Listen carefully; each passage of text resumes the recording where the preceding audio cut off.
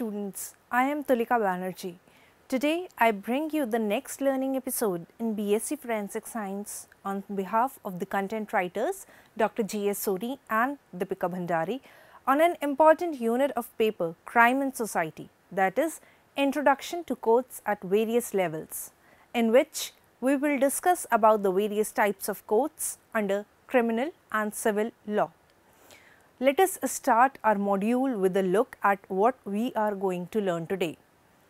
First is introduction, then types of courts and their powers such as Metropolitan courts, district courts, family courts, labour courts and industrial tribunals. Then we have the tribunals and lastly the conclusion. So, dear students, let us begin with the introduction of this lecture.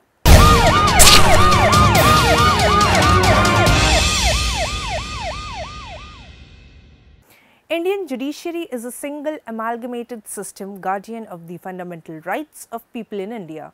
The duty of Indian judiciary is instructed in the Constitution of India.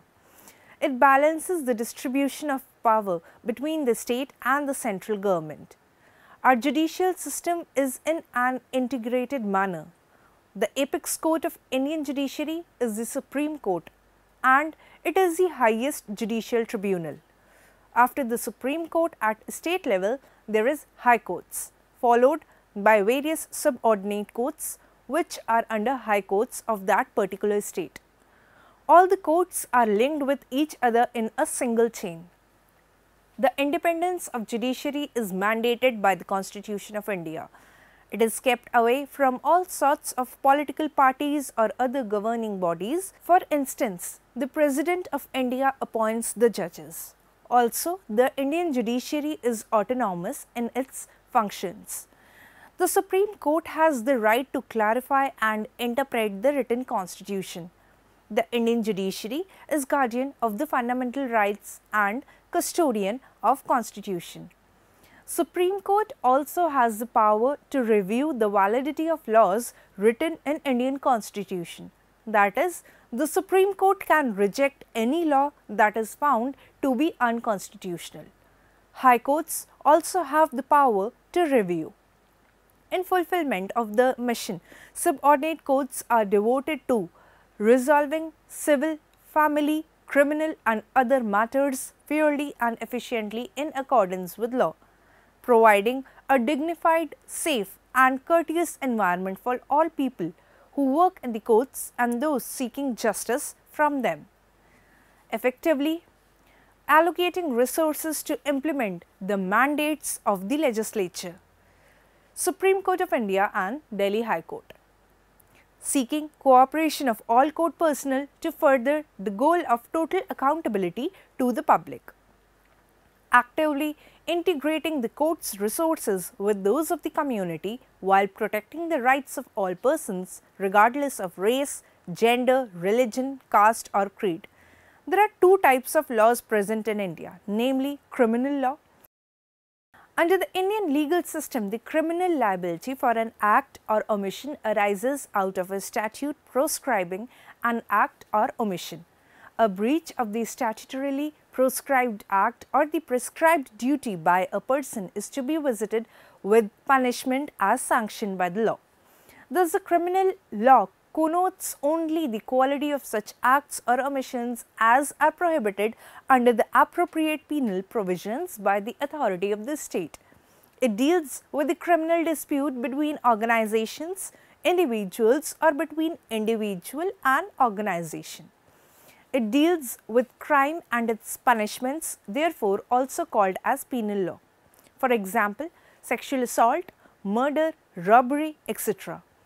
Punishment includes imprisonment in jails and or monetary fine. The second type of law is the civil law.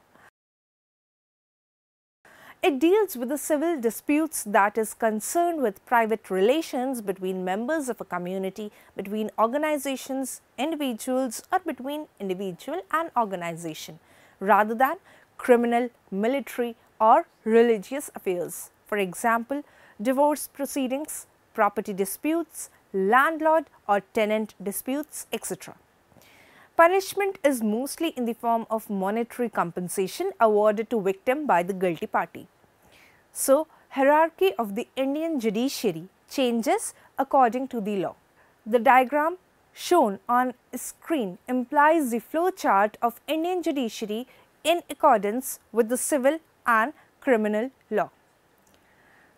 The hierarchy of courts that lie subordinate to high courts are referred to as the subordinate courts. It is for the state governments to enact for the creation of subordinate courts.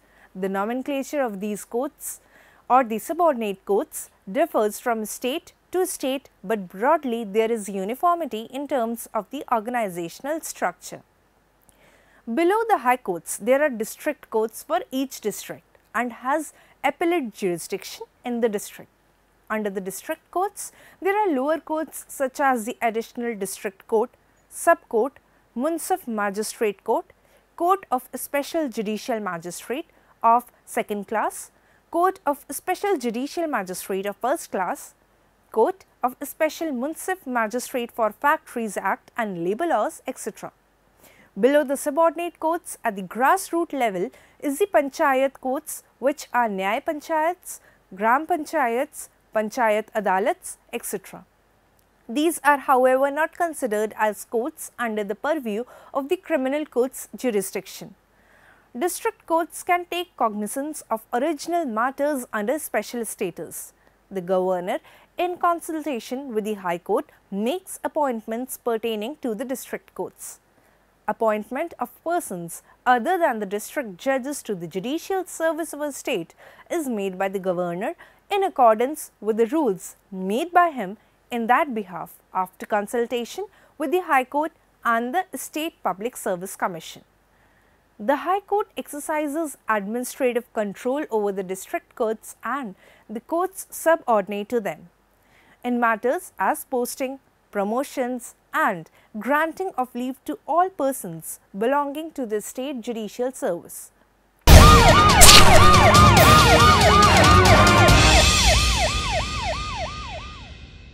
In each district of India, there are various types of subordinate or lower courts. They are civil courts, criminal courts and revenue courts. These courts hear civil cases, criminal cases and revenue cases respectively. Except for the Supreme Court, India has no federal judiciary like the United States. Each state has its own judiciary which administers both union and state laws. Each district in the state has its hierarchy of judicial officers, that is, municipal, civil judge, civil and sessions judge with the district judge as its head.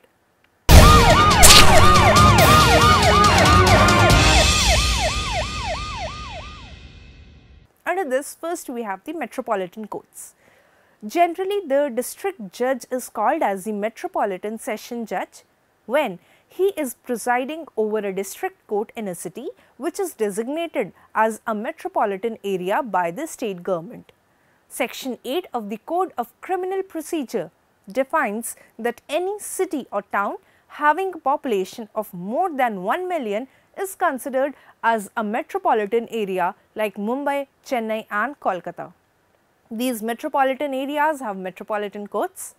High Court of that state appoints the chief metropolitan magistrate and additional metropolitan magistrates for the metropolitan court. The power and jurisdiction of the metropolitan magistrate spreads over the entire metropolitan area. The chief metropolitan magistrate has a lower rank than a session judge does. The power of a metropolitan magistrate is given in section 29 of CRPC, which states that he or she may give imprisonment for a term not more than 3 years and a fine not more than 10,000 rupees.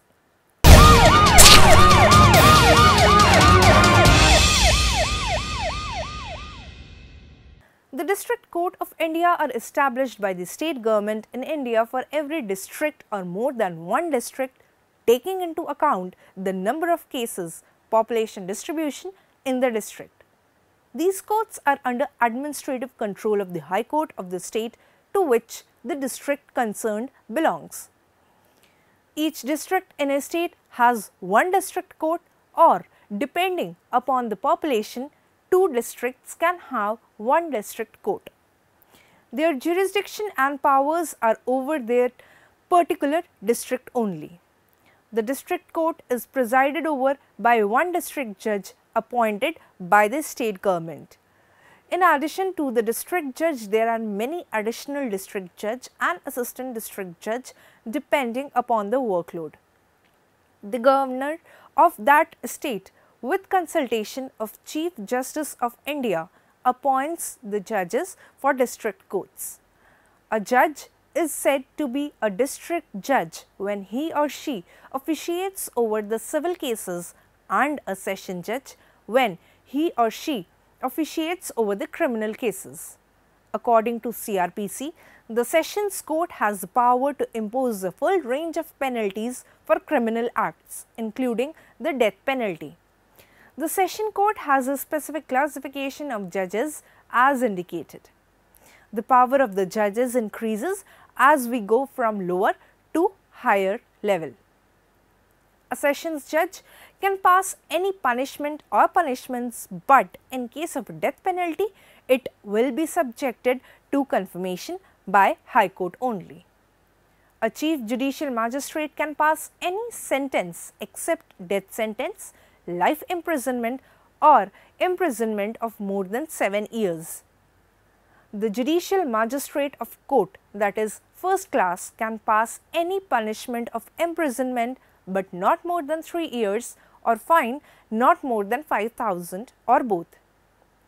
The judicial magistrate of court, that is second class, can pass any punishment of imprisonment but not more than 1 year, or fine not more than 1,000, or both.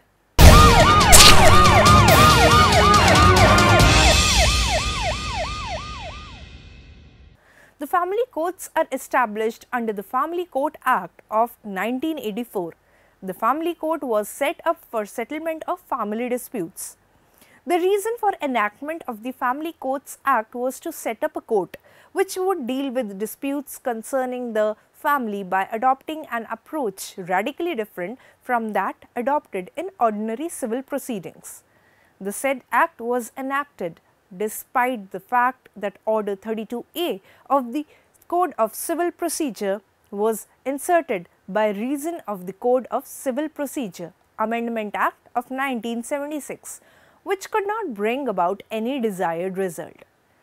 A city or town having a population of more than 1 million will have a family court. A family court deals with the following types of cases, such as nullity of marriage, declaring validity of a marriage, property cases in between families involved in marriage, guardianship or custody, etc. The judges of family court are appointed by the High Court along with consultation from the state government.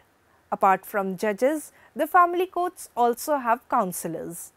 The main function of family court is to help the parties for settling their matters with respect to the subject of case. Family courts also have medical and welfare experts. One of the most peculiar things about family courts is that they can make their own procedures according to different cases.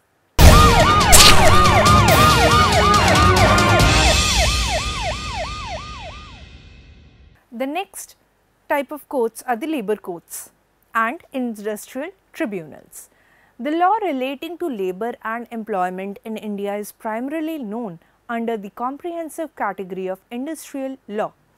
Industrial law in this country is of recent vintage and has developed in respect to the vastly increased awakening of the workers of their rights, particularly after the advent of independence. Industrial relations embrace a complex of relationships between the workers, employers and government, basically concerned with the determination of the terms of employment and conditions of labor of the workers. A labor court is concerned with disputes between employees and employers as mentioned in Industrial Disputes Act.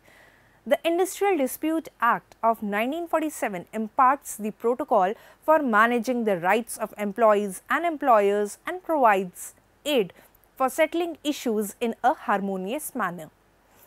The state government establishes the labour court. A labour court usually has one judge appointed by the state government. He or she will be called as the chairman, or it may also have more than one judge.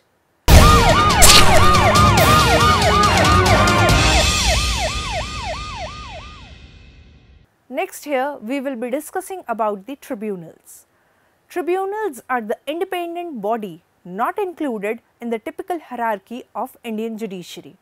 Tribunals are established for special types of disputes. They are the part of alternate dispute resolution mechanism, or the ADRs.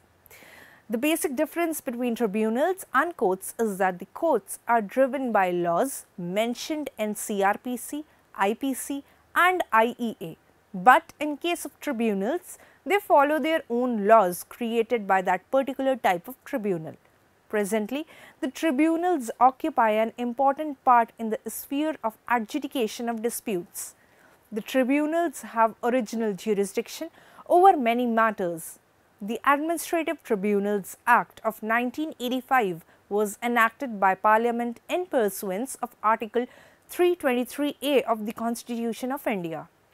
The jurisdiction and power to decide disputes and complaints with respect to recruitment and conditions of service of persons appointed to public services and posts in connection with the affairs of the Union or of any state, as also any local or other authority, is brought within the exclusive jurisdiction of the central or the state administrative tribunal, as the case may be.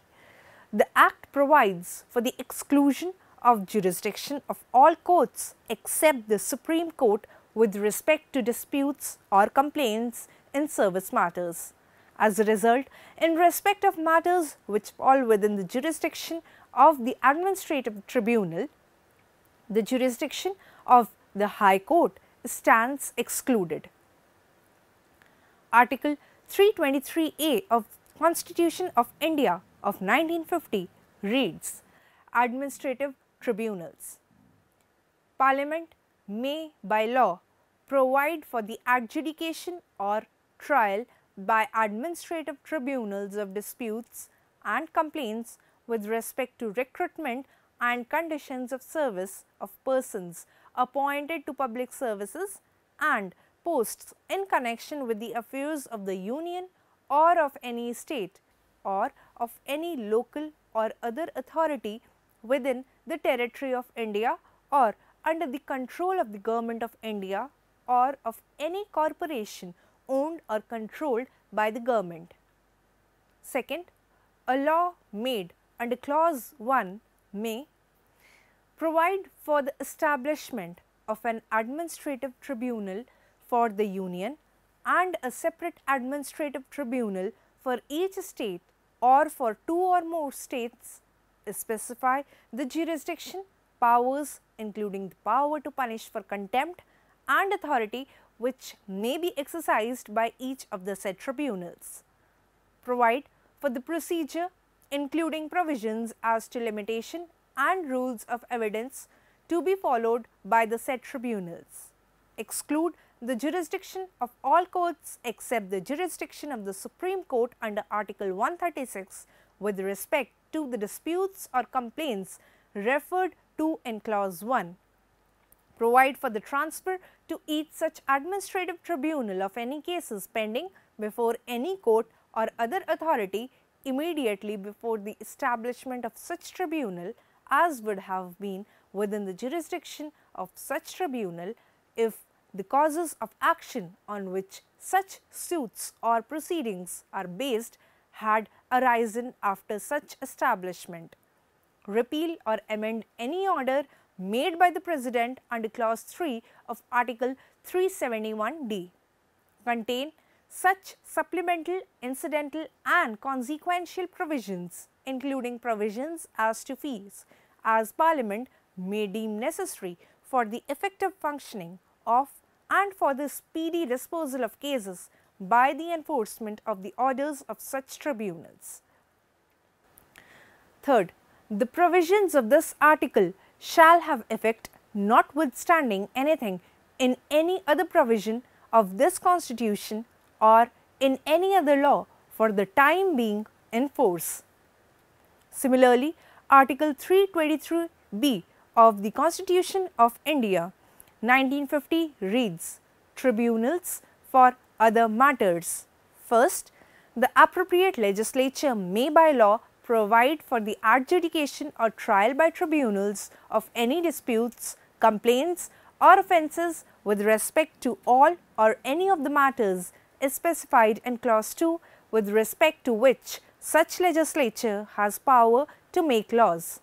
Second, the matters referred to in clause 1 are the following, namely, levy, assessment, collection and enforcement of any tax, foreign exchange, import and export across customs frontiers, industrial and labour disputes, land reforms by way of acquisition by the state of any estate as defined in Article 31A or of any rights therein, or the extinguishment or modification of any such rights, or by way of sealing on agricultural land or in any other way, sealing on urban property, elections to either House of Parliament or the House or either House of the Legislature of a state, but excluding the matters referred to in Article 329 and Article 329A. Production, procurement, supply and distribution of food stuffs including edible oilseeds and oils and such other goods as the President may by public notification declare to be essential goods for the purpose of this article and control of prices of such goods. Offences against laws with respect to any of the matters specified in subclause A to G and fees in respect of any of those matters. Any matter incidental to any of the matters specified in subclause A to H. The different types of tribunals present in India are: first is the appellate tribunal for electricity, that is ATE, Armed Force Tribunal, Central Electricity Regulatory Commission or CERC, Central Administrative Tribunal or CAT, Company Law Board, Competition Commission of India, that is CCI, Competition Appellate Tribunal, Copyright Board, Customs, Excise and Service Tax Appellate Tribunal, Cyber Appellate Tribunal, Employees Provident Fund Appellate Tribunal, Income Tax Appellate Tribunal, Insurance Regulatory and Development Authority, that is IRDA, Intellectual Property Appellate Board, National Green Tribunal, Securities and Exchange Board of India, that is SEBI, Telecom Disputes Settlement and Appellate Tribunal, TDSAT, Telecom Regulatory Authority of India, TRAI. The powers of tribunals are same as those of a civil court, like issuing of summons, witness examination, passing interim orders and issuing commissions. Further, the judgment passed by tribunals can be appealed in high courts. Tribunals function differently from courts, from the manner of appointment to the procedure followed. Yet they seek to achieve the same objective as that of courts, that is, to deliver justice. In this slide, the paper proceeds to analyze the tribunal system in India.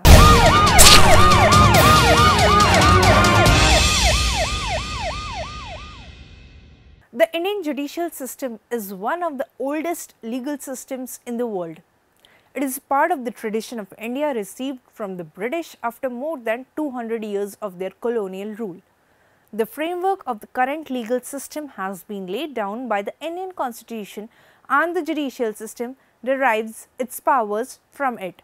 There are various levels of judiciary in India comprising different types of courts, each with varying powers depending on the tier and the jurisdiction bestowed upon them. They form a hierarchy of importance in line with the order of courts in which they sit, with the Supreme Court of India at the top, followed by the High Courts of respective states, with district judges sitting in district courts and magistrates of second class and civil judge, that is junior division, at the bottom. By gearing law to changing customs, Indian jurisprudence gave the concept of law a secular content. Moreover, it developed the evolutionary concept of law and rejected the concept of an absolute, eternal, never-changing law. Indian judiciary is so vast that every court has its own discrete powers. Power increases with each level. In India, there are more than 600 district courts. The pendency of cases is increasing day by day majorly due to lack of judges and availability in courts in Indian judiciary. The bulk amount of case is dealt by the subordinate courts. The judgment passed from the subordinate courts can be appealed in higher courts. Depending upon the area and the population, the city or town gets the tag of metropolitan area and have its own metropolitan courts or city courts. The power given to the judges varies from their positions, like Chief Judicial Magistrate have more powers than a first class or second class magistrate, etc. Now, this is time for your self-study. If you want to learn more for enhancing your knowledge, you may log on to our website www.cec.nic.in for assignments, MCQs, quizzes and LORs and other materials. Till then, keep studying and goodbye.